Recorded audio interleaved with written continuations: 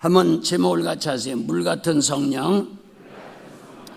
성령에 대해서는요, 보이지 않는 세계이기 때문에 눈에 보이는 가시적인 물체를 통해서 비유로 말씀을 하셨어요.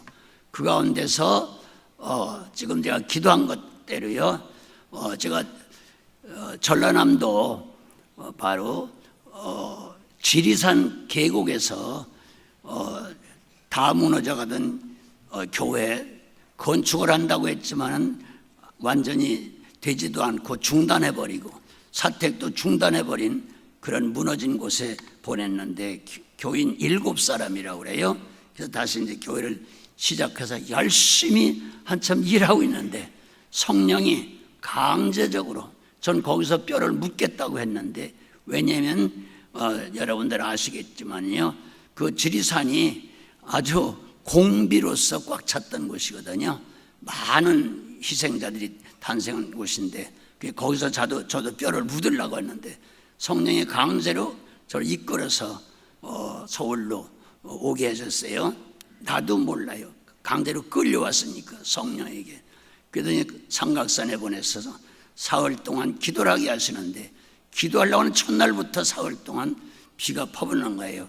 사흘 될 때는 너무너무 억수 같은 비가 와서 도저히 바위 위에 더 있을 수가 없어가지고 바위 굴 속에 들어가서 기도할 때 하나님께서 역사하신 그 여러 가지 내용이 있습니다.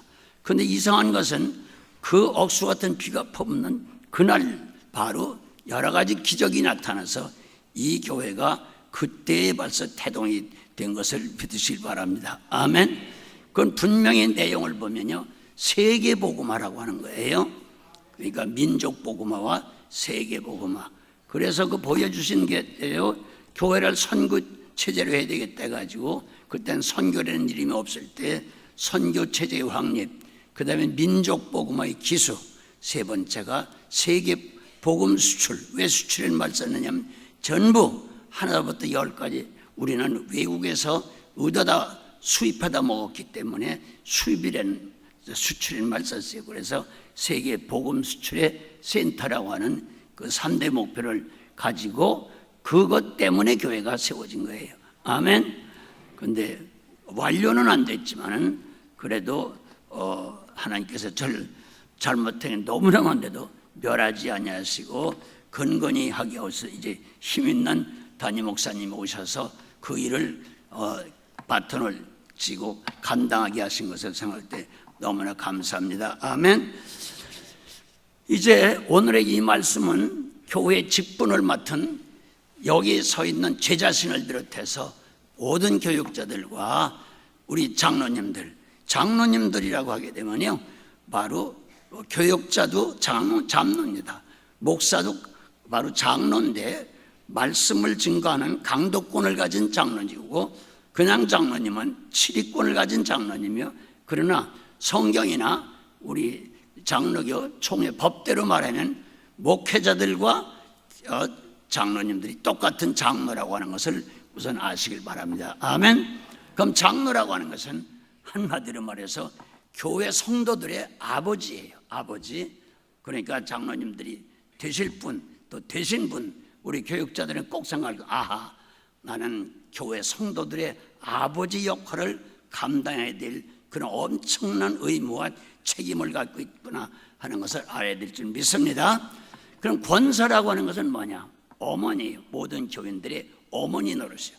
어머니가 어떤 분이라고 하는 것은 제가 설명하지 않아도 권사님들 다 어머니였으니까, 또 어머니니까 어머니가 뭐라고 하는 것을 알게 되겠죠. 그래서 어머니라고 하는 것을 생각하시고요. 아멘. 그리고 집사라고 하는 것은 장형입니다. 맏형. 형제 중에 맏형이요. 우리 담임 목사님도 여러 남매 중에 맏아드님이시죠. 저도 맏아들이에요. 네. 우리 어머니가 만약에 낳고 하나님이 주신 생명이 다 자랐다면 저희 형제가 한타였어요. 한타. 12이에요. 근데 살아남은 사람들이 8인데 제가 하여튼 어쨌든 전 장자로 태어난 사람이에요. 그래서 굉장히 무거워요. 자랄 때 아버님이 늘 말씀하시고 할머니나 우리 어머니 말씀, 너는 장자다.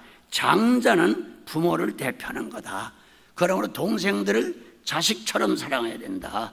그리고 반드시 엄마 아빠가 해야 될 것을 네가 해야 되고, 동생들을 아빠처럼 그렇게 엄마처럼 돌봐야 된다. 그런 얘기를 했어요. 그래서 이 성경을 보니까 바로 집사라고 하는 것은 교회의 장형이다, 장자다 하는 것을 아시고요.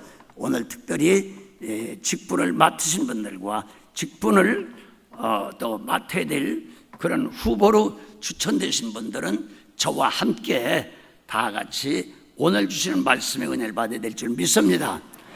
그럼 왜 직분에 대해서 주제를 또 본문을 택하지 않고 성령에 대해서 택했느냐?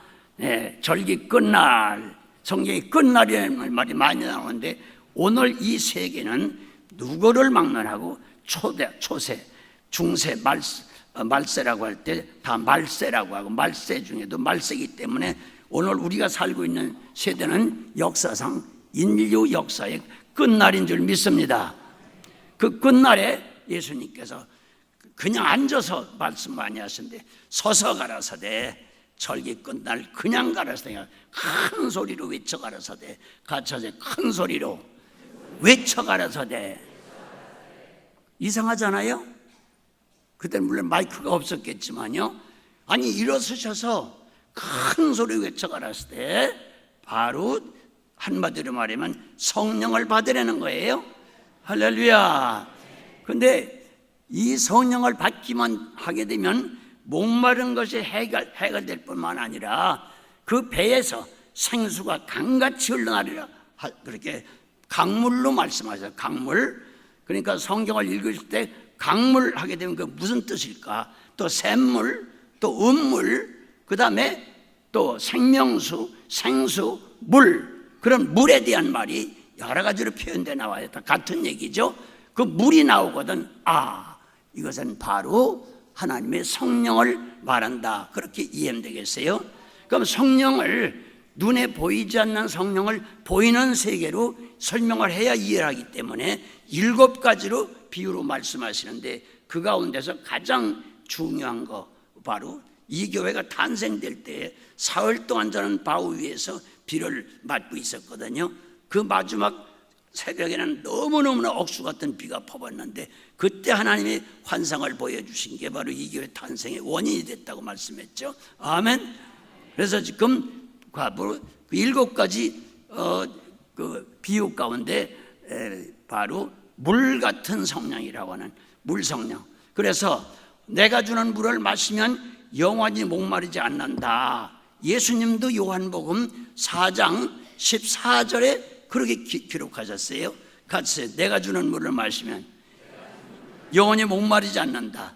그럼 주님이 주시는 물은 뭐예요? 성령을 말한 거예요. 왜? 성령으로 잉태하셨고, 또 잉태할 뿐만 아니라 주님이 세례받고 올라오실 때 비둘기 같은 성령이 임하셨고, 또 성령이 기록하기를 예수님은 성령으로 세례 주러 오신 분이다. 믿습니까? 네. 그리고 예수님 부활할 때도 첫 번 나타나신 말씀이 평강이 있을지어다 숨을 내쉬며 가라사대 성령을 받아라. 그게 바로 요한복음 20장 22절에 기록된 말씀이에요. 성령을 받아라. 부활하시고 첫 번 나타나서 하신 말씀이 같이 성령을 받아라.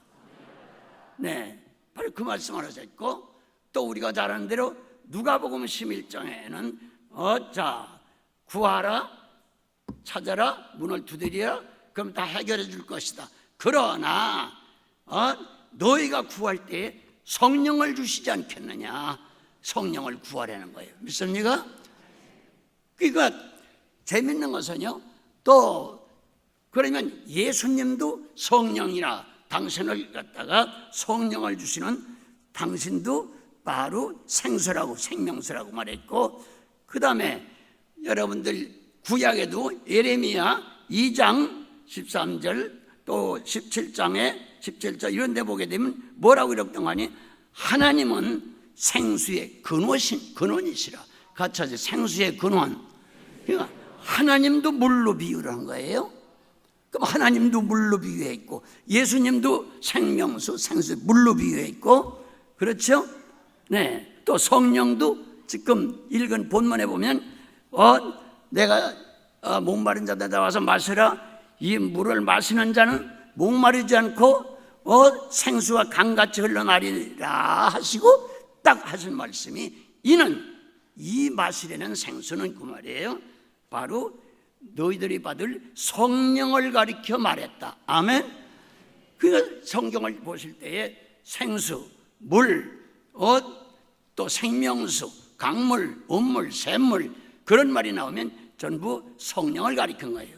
이사야 55장 1절에도 보면 너희 목마른 자들아 다 내게로 와라. 값없이 돈 없이 와서 먹어라. 할렐루야. 그 뭘 말하는 거예요? 주님 앞에 오면 성령을 주신다는 얘기거든요.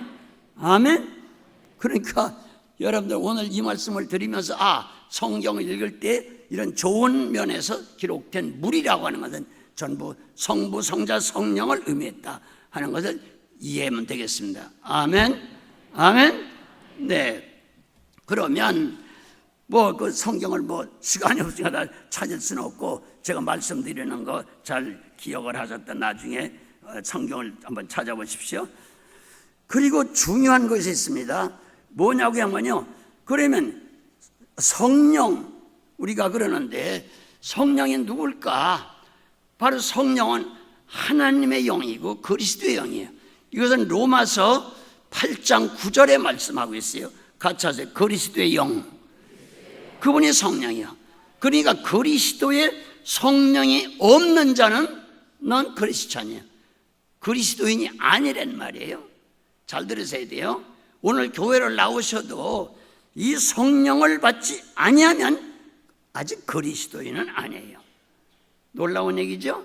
네, 8장 9절에 분명히 그렇게 기록을 하는 걸 믿으시길 바랍니다. 그 다음에 8장 14절에 이렇게 말씀했어요. 성령을 받지 아니하면 하나님의 자녀가 될 수가 없다. 그러니까 교회를 나와도 성령을 받지 않으면 하나님의 자녀가 안 되는 거예요, 여러분. 그러니까 아버지 해도 너 누구냐 난 모른다 이렇게 돼버리는 거예요. 그러면 보십시오. 그럼 성령을 받지 않으면 크리스찬도 아니요, 하나님의 자녀도 아니라고 하면, 크리스찬도 하나님 자녀도 아닌 사람이 어떻게 구원을, 또 어떻게 천국을 얘기할 수 있으며, 어떻게 크리스찬도 아닌데 자녀도 아닌데 하나님의 몸된 교회의 직분자가 되느냐 이거예요. 이해가 되세요? 그렇기 때문에 제1된 조건이 바로 성령을 받으라고 하는 것입니다. 직분자의 제1된 조건, 교회 나와도 하나님의 자녀가 되고 크리스찬이 되는 제1된 조건이 성령 받는 거예요. 믿습니까? 보십시오. 그러면 우리가 하나님을 모신다, 성령을 모신다, 그런 말 우리가 많이 하거든요. 같이 하자. 하나님 모신다, 성령을 모신다. 예, 그게 무슨 말이에요? 그러면 하나님을 모신다? 하나님이 어떻게 모시는 거죠? 성경은 말하고 있어요, 여러분. 요한 1서 3장 24절에 이렇게 써 있습니다. 보십시오. 하나님은 성령을 모시는 것이 하나님을 모시는 거라. 이해가 돼요? 뭐예요? 누구 모시는 거예요? 예, 하나님은 성령으로 우리 가운데 오신다는 거예요. 믿습니까? 분명히 아세요. 4장 14절에도 똑같은 말씀이요. 예수 그리스도 하나님은 성령으로 우리 속에 들어와 계신다. 믿습니까? 그러니까 하나님을 모셨다, 성령을 모셨다, 그 말은 바로 하나님, 바로 성령을 받은 걸 말하는 거예요. 믿습니까? 그렇다고 하면 성령을 거부한다고 하면 어떻게 되죠? 그건 하나님을 거부하는 거고 예수님을 거부하는 거예요. 그러면 지금이 무슨 시대라고요? 성령 시대라고 그러죠. 절기 끝날 큰 소리로 외쳐가라을 때 성령을 받아라, 물을 마셔라, 생수를 받아라. 이해가 되세요? 네. 그러니까 그래서 여러분들 알다시피 초대교회의 사도행전 분명히 6장 3절과 5절에 이렇게 기록하고 있어요. 이제 초대교회 처음 안수 집사를 세울 때에 4가지 조건이 있었어요. 첫째가 뭐예요? 첫째가 성령 충만한 사람을 세워야 된다. 그 말은 뭐예요? 하나님과 예수님 모신 사람을 교회 직분자로 세워야 된다는 거예요. 믿어주세요? 하나님의 자녀된 사람을 직분자로 세워야 된다는 거예요. 성령을 안 받으면 자녀도 안 되고 크리스찬도 아닌데 어떻게 교회를 섬기라고 하겠어요? 그러니까 제1차의 첫째 조건이, 직분자의 조건이 성령을 충만히 받아야 돼요. 두 번째가 지혜를 충만한 사람을 세워라. 뭘 충만해요? 그 지혜가 어디서 와요? 하나님의 지혜. 성령이 하나님의 지혜. 믿습니까? 지혜 충만한 사람을 세워라. 세 번째가 뭐예요? 5절에 보면 믿음 충만한 사람을 세워라. 이것이 바로 하나님께 대한 직분자들의 기준이에요. 그 다음에 네 번째가 있는데 모든 교인들로부터 칭찬 듣는 사람으로 세워라. 잘 들으세요. 성령 받았다, 능력 받았다, 잘 믿는다, 큰소리 막 해도 덕을 세우지 못해서 교인들한테 비방이나 듣고 그런 사람이 있어요, 없어요? 오래되고 충성스럽다고 하는 사람들도 교인들한테 칭찬받기커녕 비난받는 사람이 얼마나 많습니까, 여러분? 그런 사람은 세워서는 안 된다는 거예요. 네? 더군다나 집사, 장로, 권사는 물론이고 목사도 마찬가지죠. 온 교인들한테 비난이나 받고 칭찬받지 못하면 어떻게 목사가 될 수 있습니까? 장로가 되고 권사가 될 수 있습니까, 여러분? 왜? 평신도들 100명이 잘못하는 것보다 이 큰 직분 맡은 사람 한 사람이 잘못하게 되면 그 이상의 큰 악한 영향이 오고 교회가 무너질 수 있어요. 그렇기 때문에 네 가지가 직분자의 바로 조건인데 그 조건 기준 가운데 첫째가 성령 충만한 사람을 세우는 거예요. 믿습니까? 한번 가서 읽어보세요. 사도행전 2장 3절과 5절에 분명히 써 있어요. 그렇기 때문에 우리들은 이번에 이 교회와 직분에 대한 말씀을 이제 새벽마다 제가 할 텐데 그때마다 교회가 어떤 거다, 직분자가 어떤 거다, 이 직분을 바로 알고 하면은 어떤 이 땅과 자손들과 하나님 앞에, 교회 앞에 큰 은혜와 복을 받는다 하는 걸 알게 될 것이고, 이 직분을 가졌으면서도 성령 충만하지 못해가지고 지혜가 충만하지 못하고 믿음에 충만하지 못하고 인간의 생각으로 살아왔다고 하게 되면 형벌이 얼마나 무섭다. 다시 말하면 가정에서 아버지 역할 못하고 어머니 역할 못하고 맏형이 형님 역할 못하게 되면 그 집안은 망하는 거 아니에요? 그렇기 때문에 이번에 철저하게 제가 기도하면서 하나님 말씀을 준비해서 성경만 가지고 말씀드릴 테니까 이번에 첫 시간에 첫 조건이 바로 성령 충만이라고 하는 거 믿습니까? 맨 끝에가 뭐라고요? 모든 사람부터 칭찬받는 사람을 세워라. 그런데 큰 직분을 맡아가지고도 미움을 받고 교인들한테 인정을 못 받고 칭찬 못 받는 사람이 얼마나 많으며 그런 사람을 하나님이 인정하겠어요? 네? 가룟 유다도 사도지만은 오늘 낮에 목사님 말씀했죠? 사도가 틀림없죠? 그러나 사도면 뭐예요? 예수님 십자가 못 박아 죽이고 세상에 그때 당시에 제일 지질이 못난 노예 한 명 팔아먹는 가격이 바로 30전이에요. 그 노예 가격으로, 제일 못난 노예 가격으로 예수님을 팔아먹는 그런 사도, 그게 사도입니까, 여러분? 그러니까 예수님께서 말씀하신 이런 사람은 차라리 나지 않았으면 좋을 뻔했도다. 차라리 목사가 안 됐으면 좋을 뻔했다. 장로, 권사, 집사가 안 됐으면 좋을 뻔했도다. 똑같은 얘기 아니에요? 네? 그렇기 때문에 바로 여러 가지 덕목 가운데 제일 첫째 조건이 성령 충만이라는 거 알아서 오늘 저녁부터 성령을 구할 때 주시지 않겠느냐? 아멘. 성령을 받으라고 했고 구할 때 주신다고 했으니까 사모하고 간절히 구하는 자에게 주신다고 하는 성령을 저와 여러분들이 이번 기회 오늘 저녁부터 받게 되기를 주님의 이름으로 축복합니다. 아멘. 분명히 우리는 성령을 바로 알아야 되겠어요. 자, 그래서 죄 중에 무슨 죄가 제일 무서우냐? 하나님을 거역하고 하나님 욕 돌린 거, 예수님 거역하고 예수님 욕 돌린 거, 모든 죄는 다 용서받을 수 있다. 그러나 한 가지 용서받을 수 없는 것은 이 시대는 성령 시대이기 때문에 성령을 거역하고 회방하는 것은 현재와 내세 영원히 용서받을 수가 없다. 무서워요, 안 무서워요? 그거는 한번 찾아보셔야겠어요. 마태복음 12장 예수님이 직접 하신 말씀을 한번 보겠습니다. 12장 31절 시작.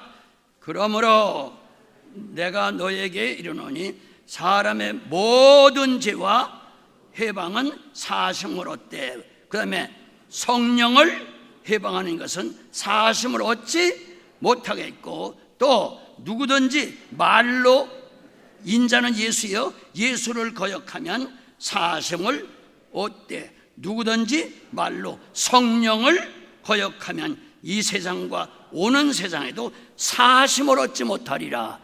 무서워요, 안 무서워요? 성령 시대이기 때문에 성령을 해방하고 성령을 거역하는 사람은 현 세상에서뿐만 아니라 내세에서도 영원히 사함을 얻지 못한다. 그럼 어디 간다는 거예요? 지옥 간다는 거예요. 네, 얼마나 무서운 얘기예요? 네, 그럼 왜 그렇게 지옥가 됐을까? 성령을 충만한 생활을 하지 못했기 때문에 그런 거 아니겠어요? 믿습니까?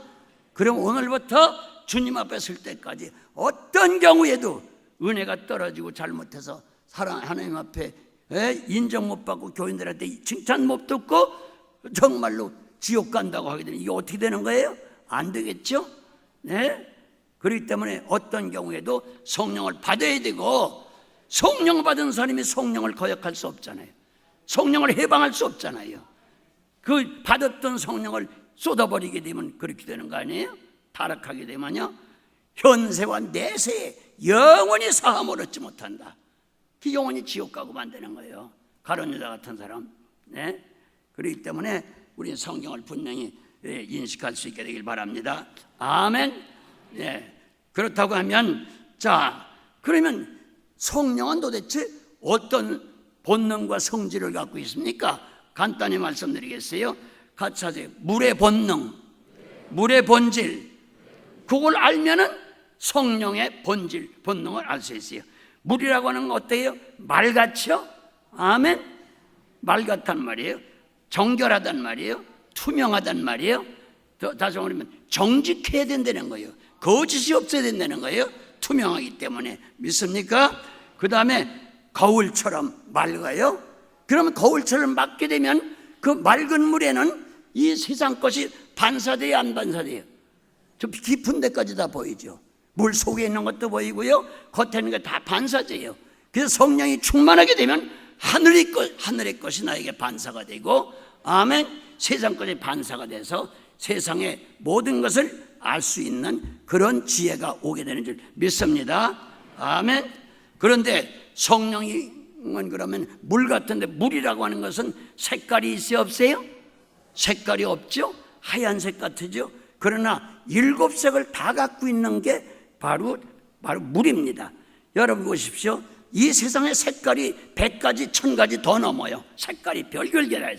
그러나 7가지 색깔이 보태져서 그렇게 되는 거예요. 그 7가지 색깔이 완전한 색깔이에요. 그 완전한 색깔을 갖고 있는 게 물입니다. 그런데 그 완전한 세상 색깔을 다 갖고 있으면서도 물은 절대로 보통 때는 항상 하얗게 맑아요. 믿습니까? 그럼 어떻게 하느냐? 무지개보 말해요. 무지개는 뭐로 만들어져요? 물로 만들어지죠. 색깔이 몇 가지요? 7가지 나오죠. 레인보라고 하는 물의 색깔, 그게 바로 다 갖고 있는. 그러니까 우리가 이것저것 별걸 다 갖고 있어요. 모든 것을 다 알고 있어요. 다 소유하고 있어요. 그렇다고 해도 물 같은 성령을 받게 되면 안 받은 것처럼, 안 가진 것처럼, 있어도 없는 자 같이. 믿습니까? 네. 보십시오. 절대로 투명할 뿐만 아니라 다 갖고 있으면 자기 색깔을 안 나타내. 네? 그렇기 때문에 성령을 받은 사람은 난 배웠는데, 나는 뭐 돈이 있는데, 나는 뭐 사장님을 했는데, 난 국회의원을 했는데, 난 장관을 했는데, 나는 박사님이 디그리가 몇 개씩 되는데 쏘아. 예? 그게 하나님한테 무슨 소용이 있느냐 말이에요.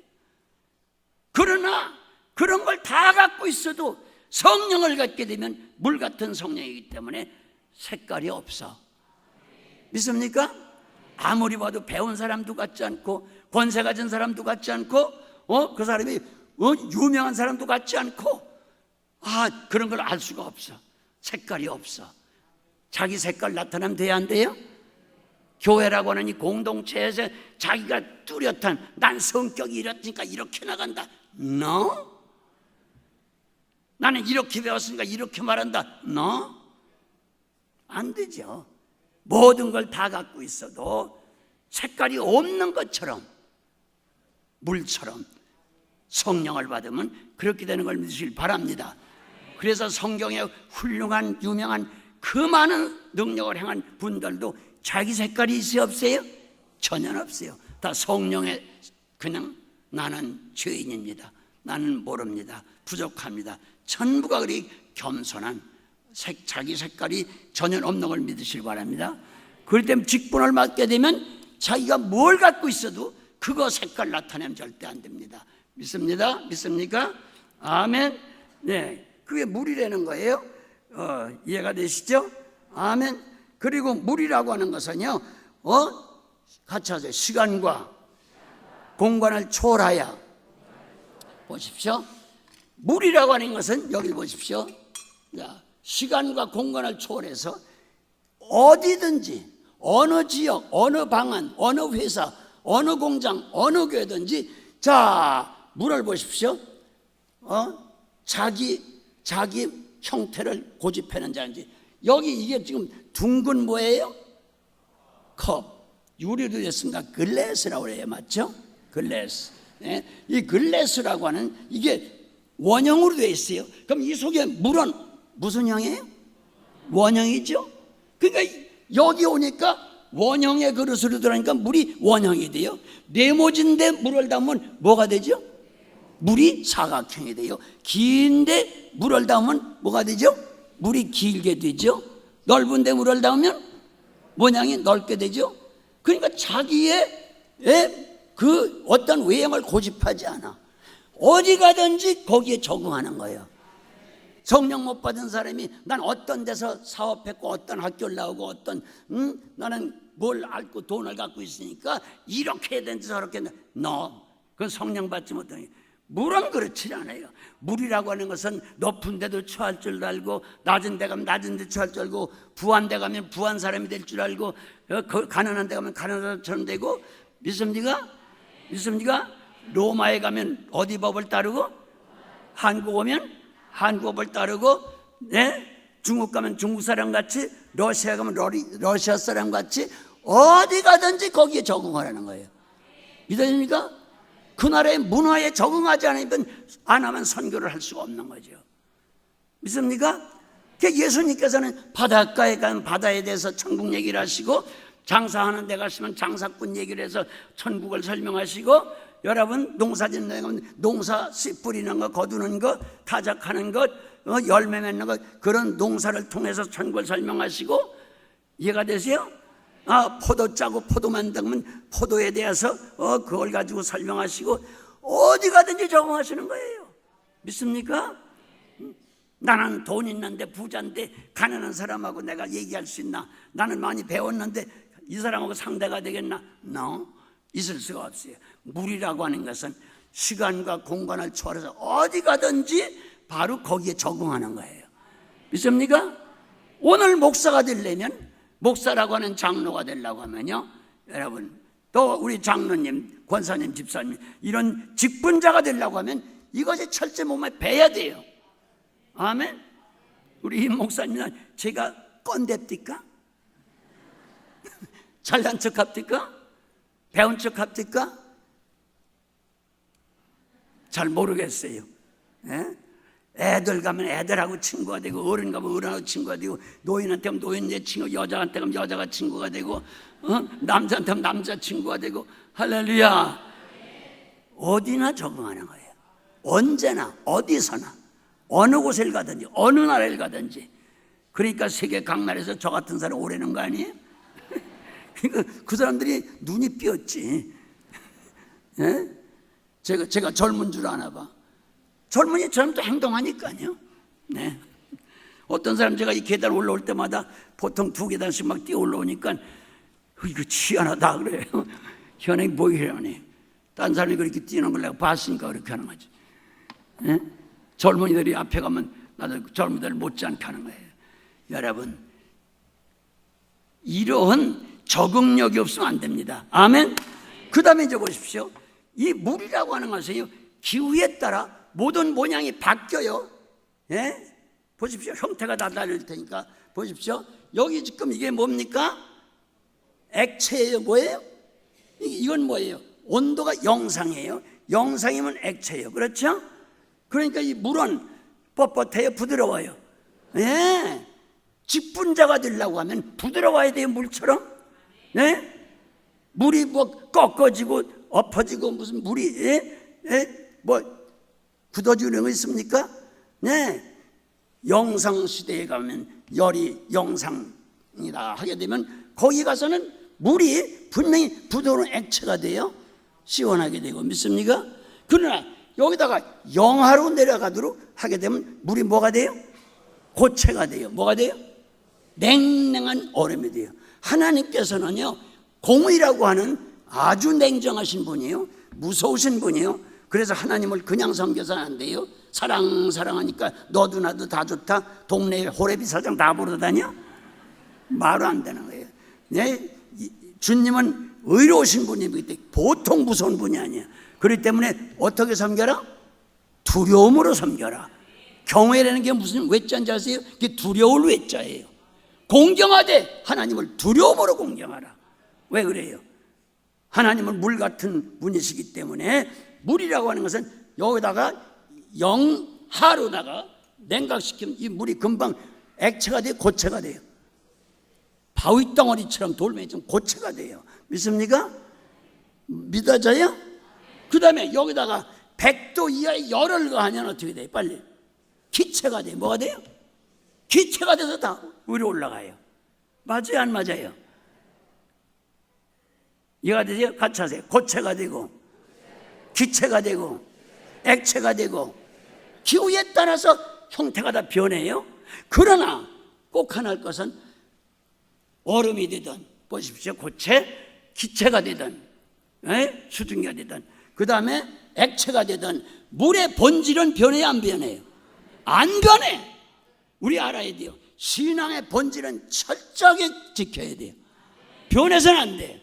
그렇기 때문에 이것을 조금 어려운 말로 말하게 되면 이 물이 이렇게 변형되는 것은 바로 물리적인 변형이지 변화가 아니에요.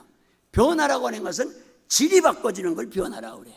그래서 화학적인 변질이 아니라 질이 바뀌어지는 화학적인 변질이 아니라 물리적인 변형. 같이 하세요. 물리적인 변형. 변화가 아니에요. 물리적인 변형이요. 변질이 아니에요. 믿습니까? 그러면 그 사람은 뭐 이랬다 저랬다 여기 가면 이 사람처럼 저기 가면 저런 사람처럼 낮은 데 가면 낮은 사람처럼 가난한 데 가면 가난한 사람처럼 이렇게 된다고요? 그 사람이 지조가 없는 사람은 아니잖아요. 신앙의 본질은 철저하게 물 같은 성령의 본질을 갖고 있어야 돼요. 믿습니까? 하나님께서는 본질이 바뀌는 그런 분이 아니에요. 그래서 우리 하나님 예수 그리스도는 어제나 오늘나 영원토록 동일하신 분이요. 맞아 안 맞아요? 아멘. 이것을 우리는 잊어는 안 될 줄 믿습니다. 할렐루야. 하라 같이 하세요. 성령을 받으면 물 같아서 도수에 따라서 본질은 그대로 있지만 모든 형태는 바뀐다. 또 열도 그래요. 뜨겁게 됐다가 물이 뜨겁게도 됐다가 또 시원하게도 됐다가 그렇죠? 미지근하게도 됐다가 그렇죠? 또 얼으면 차게도 됐다가 맞아요 안 맞아요? 그러나 무슨 형태로 바뀌든 물의 본질은 그대로 있는 거예요. 믿으십니까? 네, 그것까지 변질하면 절대로 안 돼요. 화학적인 변화, 변질이 아니라구나 하는 것을 우선 아셔야 돼요. 믿습니까? 그리고 물이라고 하는 것은 무슨 기능을 갖고 있습니까? 같이 창조의 기능. 그래서 창세기 1장 2절에 보게 되면 뭐라고 그랬어요? 예? 자, 주님께서 천지 만물을 창조하셨어요. 그때 땅이 어땠어요? 공허했죠? 혼돈했죠? 맞아요, 안 맞아요? 무질서했죠? 그런데 그때에 벌써 성령은, 하나님의 수는 수면 위에 뭐하고 계셨다? 운행하고 계셨다. 물이 있었단 말이에요. 그 물을 통해서 하나님께서 우주 만물을 만드신 거예요. 믿어지세요? 그러니까 물이라고 하는 것은 우주 만물의 근원이야. 물로 모든 걸 창조한 거예요. 그래서 그 물로서 땅을 만들었어요. 믿으십니까 여러분? 놀라운 진리예요. 이거는요 정말 놀라운 진리예요. 따라하세요. 창조의 기능. 창조의 기능. 믿어지세요? 그렇기 때문에 베드로후서 3장에 뭐라고 말씀하니? 바로 이 땅도 물에서 나왔는데 사람들은 그것을 알지 못한다 그랬어요. 땅이 어디서 나왔다고요? 물에서 나왔어요. 만약에 땅에 물 때문에 사는 것이지, 모든 인간이나 동물이나 식물이 땅에 흙이 아무리 좋아도 물이 없으면 생물이 살아요, 못 살아요? 못 살아요. 물이 생명의 근원인 거예요. 우주 만물의 근원인 거예요. 믿습니까? 그렇기 때문에 물은 창조의 기능이 있어요. 그렇기 때문에 죽으려고 하고 병들고 시들시들하는 것도 뭐만 주면 살아요? 물만 마시면 살아요. 그렇기 때문에 물은 살리는 능력이 있어요. 그래서 예수께서 47장 1절 이하에 보면 그 하나님의 물이 이 성전 밑에서, 이 강대상 밑에서 흘러내려오는데 자, 처음에는 발목에 오르고 무릎에 오르고 허리에 오르고 헤엄치는 강물이 되더라. 이 강물이 흘러 들어가게 되면 좌우에 있는 죽은 땅덩어리들이 살아나고, 죽은 나무들이 살아나고, 죽은 물고기들이 살아나고, 모든 나무들이 죽은 것이 살아나다 열매를 다달이 맺는다. 아멘. 예수께서 47장 1절로 12절까지 읽어보라고요. 얼마나 상세가 됐어요. 그 모든 걸 물이 다 살리는 거예요. 그렇기 때문에 물이라고 하는 것은 살리는 능력이 있어요. 따라하세요. 성령의 능력은 모든 죄를 살린다.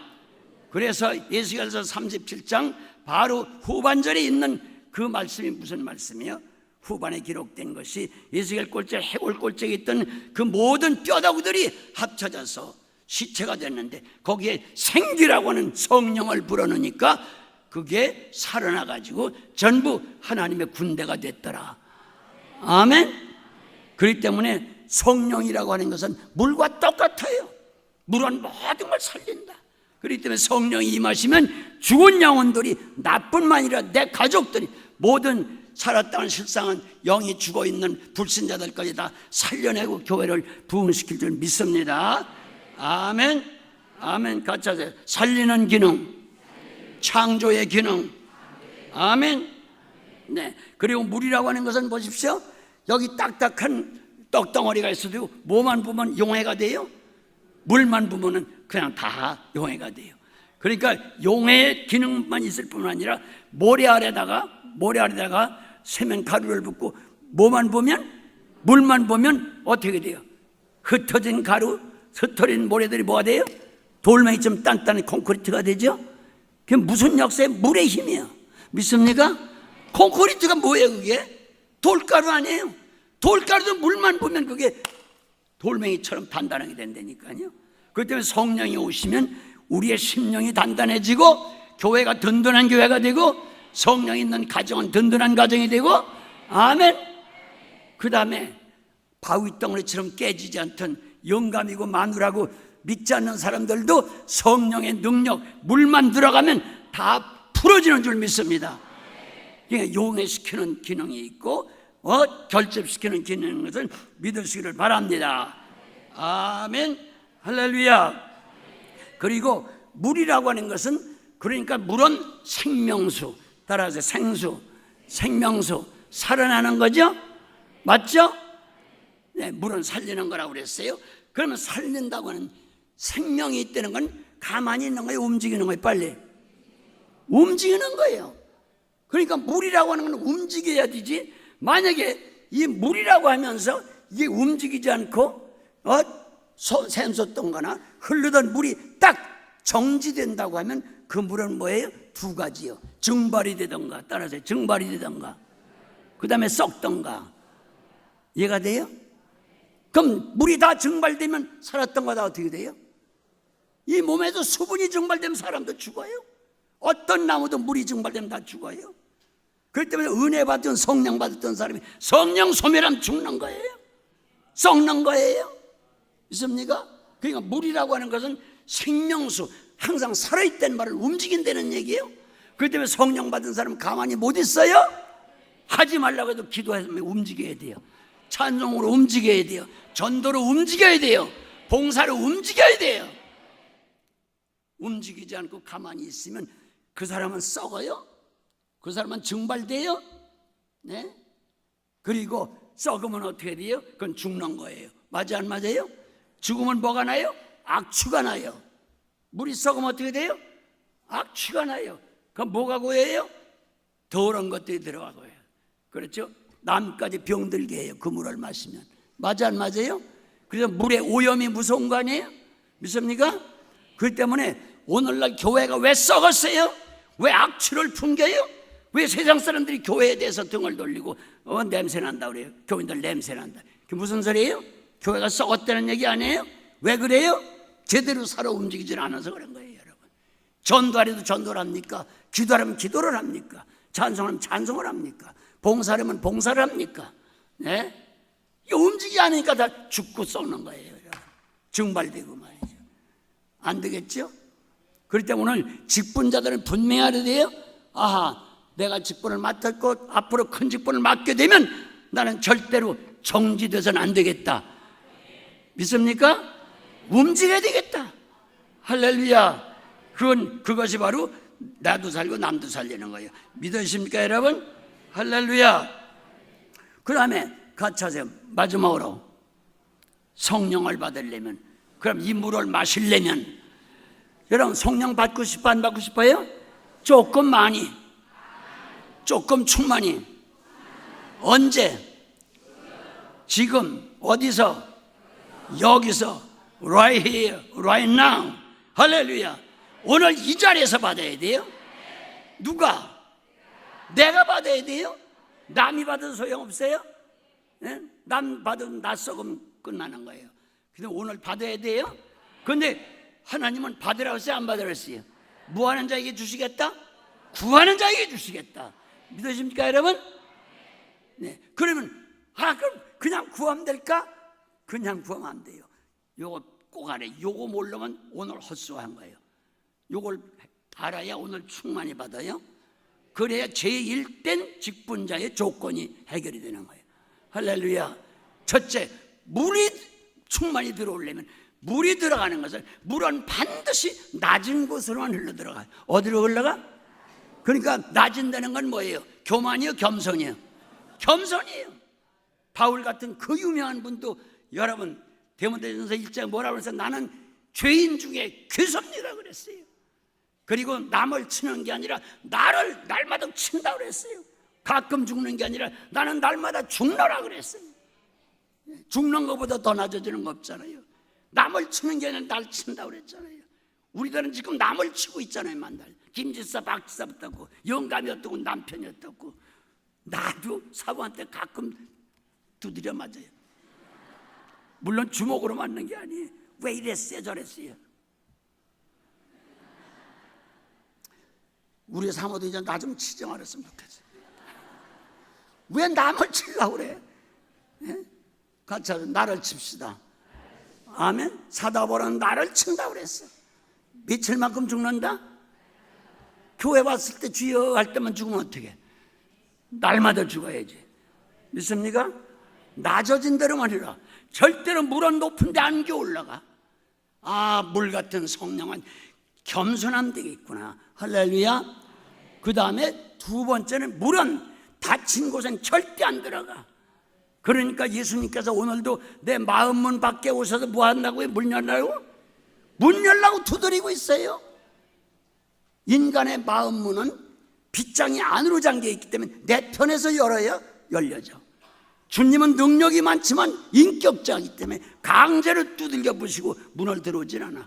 어떤 국회의원은 국회문도 두드려 부셨다고 그러지만, 네? 여러분 보십시오. 밖에서는 절대 안 두드리죠. 강제성을 안 뜨죠. 안에서 열어줘야 들어오시오. 그러니까 날마다 내가 문 앞에서 너를 두드린다. 뭐 해달라? 문 열어달라. 물이라고 하는 것은 닫힌 곳은 안 들어가. 열려야 돼. 이게 오늘 열어야 돼, 안 열어야 돼요? 어디를 향해서? 하늘을 향해서 열어야 돼. 믿습니까? 마음문을 활짝 열어야 돼요. 믿으십니까? 언제 열어야 돼요? 여는 순간에, 낮아지는 순간에 물은 들어오게 되어 있어요. 믿으십니까, 여러분? 예. 그리고 물이라고 하는 것은 보십시오. 들어가다가도 막히든지 높아지면 안 들어가고, 반드시 물이라고 하는 것은 비어있는 곳만 찾아 들어가죠. 어디만 찾아 들어가? 비어있는 곳만 찾아가. 예? 다른 게 꽉 차 있으면 안 돼. 오늘 문을 열었어도 다른 곳이 들어가 있으면 안 들어오죠. 믿습니까? 이 마음을 비워야 돼요. 이게 뭡니까? 회개예요. 회개하고 성령을 받으라. 성경은 그렇게 기록되어 있잖아요. 회개하면 성령을 선물로 주시겠다. 믿으십니까, 여러분? 그렇기 때문에 반드시 오늘 이 저녁에 세 가지 같이 합시다. 낮아집시다. 열읍시다. 그 다음에 비웁시다. 뭐를요? 마음을. 그리고 구하는 거예요. 그러면 구하는 자에게 주시지 않겠느냐? 낮아만 자라. 비어만 있어라. 믿습니까? 네, 문만 열어라. 그러면 오늘 저녁엔 하나님의 성령이 들어가시겠다. 아멘. 얼마나 쉬운 얘기예요. 은혜 받는 게 그렇게 어려운 게 아니에요. 오늘 이 말씀을 명심하고 하나님의 말씀으로 믿는다고 하면 정말로 오늘 저녁에 성령 충만히 받아서 모든 직분자의 제일된 조건이, 그 기준이 바로 성령 충만이라는 거 알아서 이 시간에 합심해서 한번 그 자리에서 한번 다 일어나서 한번 기도하십시다.